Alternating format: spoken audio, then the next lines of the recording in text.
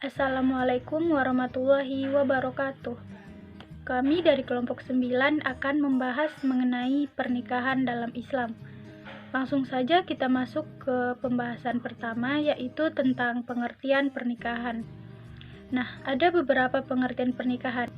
Yang pertama, menurut bahasa Arab, berasal dari kata al-nikah yang bermakna al-wati' dan al-damu wa al-tadako.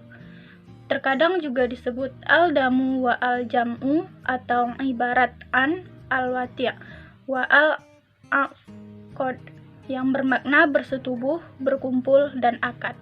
Yang kedua ada pengertian pernikahan menurut bahasa Indonesia, di mana terdapat dua kata untuk makna pernikahan. Yang pertama ada kawin, yang kedua nikah.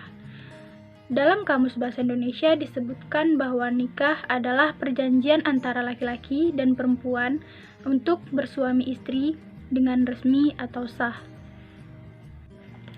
Pengertian yang ketiga itu menurut istilah ilmu fikih, di mana nikah berarti suatu akad atau perjanjian yang mengandung kebolehan melakukan hubungan seksual dengan memakai lafaz atau kata-kata nikah dan tazwij. Pembahasan yang kedua ada hukum menikah. Berdasarkan syariat Islam dan tuntunan cara pernikahan yang benar, maka hukum pernikahan terbagi menjadi 5. Yang pertama ada wajib, yang kedua sunnah, yang ketiga haram, yang keempat makruh, dan yang kelima mubah. Hukum pernikahan tersebut dikategorikan berdasarkan keadaan dan kemampuan seseorang untuk menikah. Hukum pernikahan yang pertama ada wajib. Pernikahan dapat menjadi wajib hukumnya jika seseorang memiliki kemampuan untuk membangun rumah tangga atau menikah, serta ia tidak dapat menahan dirinya dari hal-hal yang dapat menjerumuskan pada perbuatan zina. Orang tersebut wajib hukumnya untuk melaksanakan pernikahan karena dikhawatirkan jika tidak menikah, ia bisa melakukan perbuatan zina yang dilarang dalam Islam. Hal ini sesuai dengan kaidah yang menyebutkan bahwa apabila suatu perbuatan bergantung pada sesuatu yang lain, maka sesuatu yang lain itu pun wajib. Untuk hukum yang kedua itu sunnah. Berdasarkan pendapat para ulama, pernikahan hukumnya sunnah jika seseorang memiliki kemampuan untuk menikah atau sudah siap untuk membangun rumah tangga, akan tetapi ia dapat menahan dirinya dari sesuatu yang menjerumuskan dalam perbuatan zina. Dengan kata lain, seseorang hukumnya sunnah untuk menikah jika ia tidak dikhawatirkan melakukan perbuatan zina jika tidak menikah.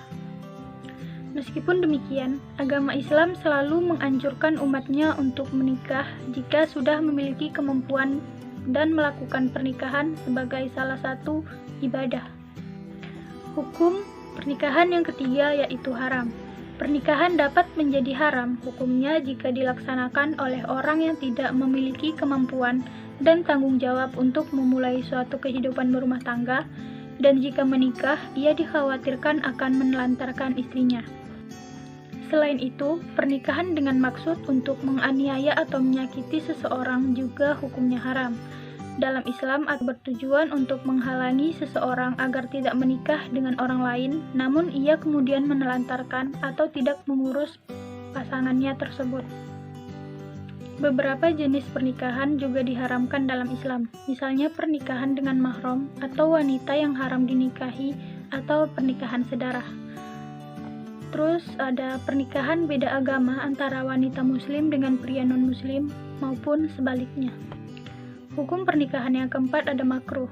Pernikahan hukumnya makruh jika dilaksanakan oleh orang yang memiliki cukup kemampuan atau tanggung jawab untuk berumah tangga, serta ia dapat menahan dirinya dari perbuatan zina, sehingga tidak menikah, ia tidak akan tergelincir dalam perbuatan zina.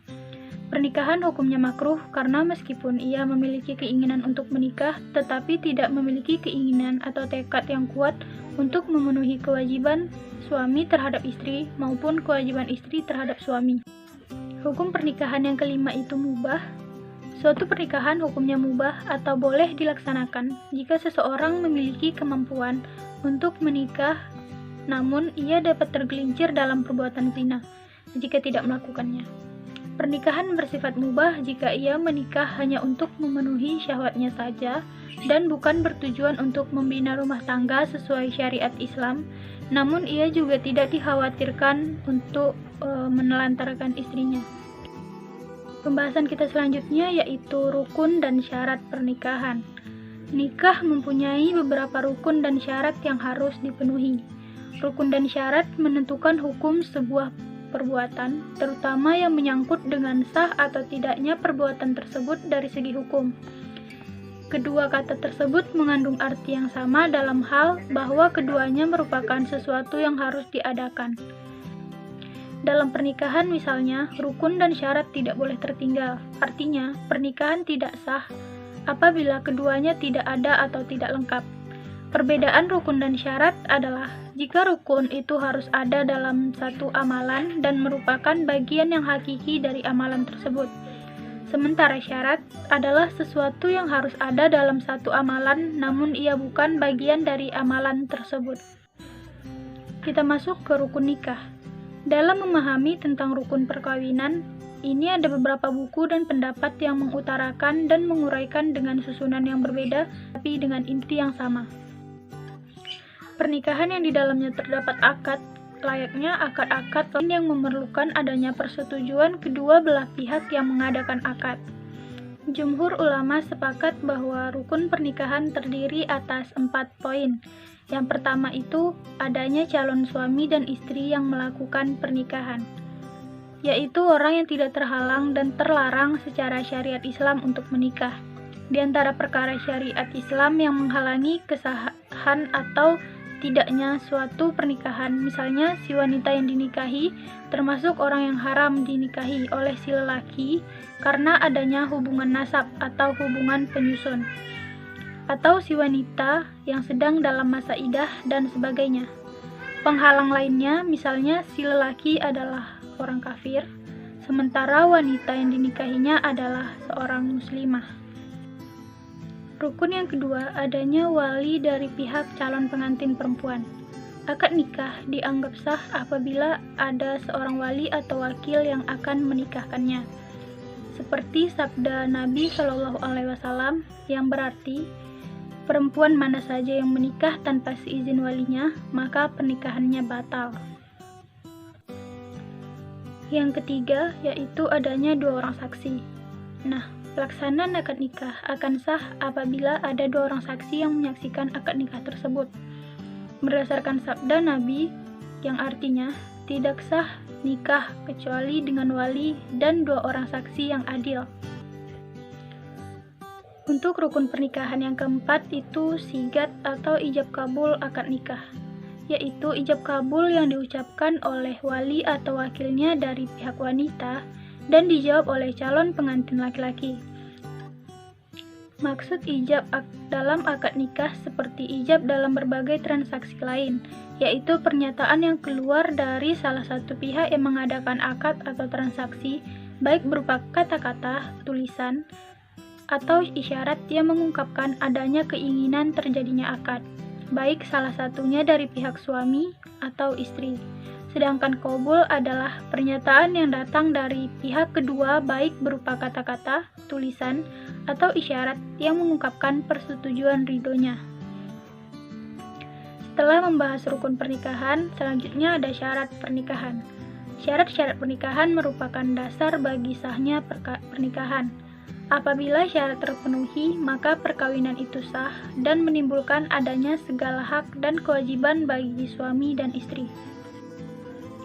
Yang pertama ada syarat bagi calon suami, yaitu beragama Islam, bukan mahram dari calon istri, dan jelas halal nikah dengan calon istri.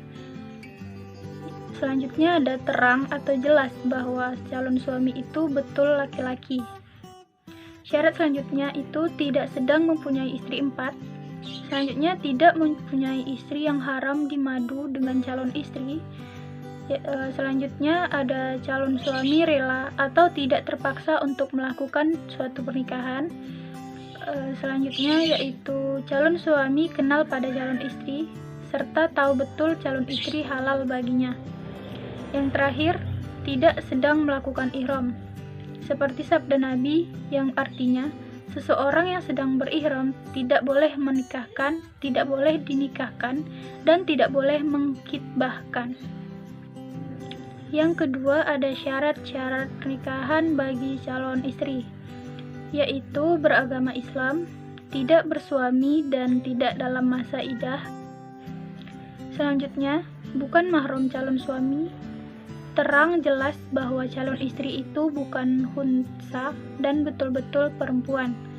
Selanjutnya, belum pernah disumpah li'an oleh calon suami. Selanjutnya, tidak sedang dalam ihram. Lalu, calon istri rela atau tidak terpaksa untuk melakukan pernikahan.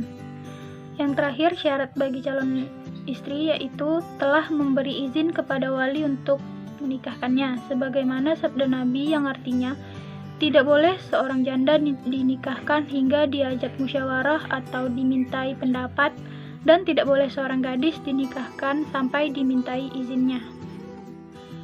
Untuk pembahasan selanjutnya ada tujuan pernikahan, talak, iddah, dan rujuk akan dibahas oleh Aprilia Latifah Hanum. Baiklah, kita masuk ke pembahasan selanjutnya yaitu tujuan pernikahan. Tujuan pernikahan dalam Islam memiliki arti begitu dalam bagi Allah Subhanahu wa Ta'ala dan Nabi-Nya. Selain menciptakan generasi yang soleh dan soleha, Allah menyampaikan berbagai berkah di balik pernikahan. Meski aktivitas bersama pasangan hal itu dianggap sederhana, namun bernilai pahala dan sedekah. Berikut diantaranya. Yang pertama, melaksanakan sunnah Rasul. Yang kedua, menguatkan ibadah sebagai benteng kokoh akhlak manusia. Yang ketiga, menyempurnakan agama. Dan yang keempat, mengikuti perintah Allah Subhanahu wa Ta'ala. Kelima, mendapatkan keturunan. Dan yang keenam, penenang hati dalam ibadah. Yang ketujuh, membangun generasi beriman dan memperoleh ketenangan. Selanjutnya kita akan membahas tentang talak, iddah, dan rujuk. Apa sih itu talak? Talak secara bahasa berarti melepas ikatan. Dengan kata lain, talak adalah memutuskan hubungan antara suami dan istri dari ikatan pernikahan yang sah menurut syariat Islam. Talak ini terbagi pula menjadi beberapa jenis. Yang pertama, talak menurut ucapan. Dibagi menjadi dua, yaitu talak syar'i dan talak hinayah. Yang kedua, talak menurut pelakunya. Yang pertama, talak dari suami, terbagi menjadi talak raji, talak bain, talak sunni, dan talak bid'i. Kemudian, talak dari istri dibagi pula menjadi dua, yaitu fasak dan hulu. Kelas selanjutnya adalah iddah. Apa itu iddah? Di dalam agama Islam ada sebuah masa di mana seseorang perempuan yang telah diceraikan oleh suaminya, baik diceraikan secara mati ataupun dicerai karena ketika suaminya hidup, untuk menunggu dan menahan diri dari menikahi laki-laki lain. Tujuannya adalah untuk menjaga hubungan darah suaminya. Dikhawatirkan seorang wanita sedang mengandung saat akan menikah lagi, sehingga anak yang menjadi anak pria yang dinikahinya. Seorang perempuan yang sedang dalam masa iddah disebut mu'taddah. Iddah sendiri terbagi menjadi dua, yaitu perempuan yang ditinggal mati oleh suaminya atau disebut mutawaffah anha, dan perempuan yang tidak ditinggal mati oleh suaminya disebut pula khair mutawaffah anha. Selanjutnya ada rujuk. Apa itu rujuk? Pasti teman-teman sudah pernah mendengar apa itu rujuk. Baiklah, saya akan jelaskan. Rujuk adalah bersatunya kembali sepasang suami istri dalam ikatan pernikahan setelah terjadinya talak raj'i di antara talak 1 dan talak 2. dan sebelum habis masa iddah atau masa saat istri menunggu setelah diceraikan oleh suaminya. Talak ini ada pula hukumnya. Hukum talak ini ada namanya hukum rujuk, adalah mubah dan zaid, namun dapat berubah sesuai dengan situasi. Seperti yang pertama, wajib. Jika laki-laki memiliki istri lebih dari satu dan jika talaknya jatuh sebelum dia menyelesaikan hak-hak istrinya. Yang kedua, sunnah. Jika bersatu kembali lebih baik daripada bercerai. Yang ketiga, makruh. Jika berpisah lebih baik daripada bersama. Yang keempat, haram. Jika kembali bersama tetapi istri atau suami semakin menderita. Rujuk ini pula ada syaratnya. Yang pertama, syarat rujuk dari sisi istri adalah istri yang telah ditalak pernah melakukan hubungan seksual dengan sang suami. Yang kedua, syarat rujuk dari sisi suami adalah ia tidak boleh merasa terpaksa kala mengajak rujuk istrinya berakal sehat dan sudah akil balik atau dewasa. Yang ketiga, talak yang jatuh bukanlah talak 3, melainkan talak raj'i. Yang keempat, talak yang terjadi tanpa tebusan. Yang kelima, talak dilakukan pada masa iddah atau masa menunggu istri atau suami. Yang keenam, adanya ucapan yang jelas atau tersirat untuk mengajak rujuk. Yang ketujuh, adanya saksi yang menyaksikan suami dan istri tersebut rujuk kembali. Di bawah ini ada pula cara rujuk. Cara rujuk ini banyak yang menimbulkan pendapat berbeda dari para ulama. Jadi kami di sini mengambil salah satu cara rujuk dari ulama fikih, yaitu rujuk dapat terjadi dengan perbuatan yang disertai dengan niat. Jadi ketika seorang suami menyentuh istrinya secara intim atau mengajaknya berhubungan seksual dengan disertai niat untuk rujuk, maka keduanya rujuk kembali. Mayoritas ulama fikih berpendapat seperti itu.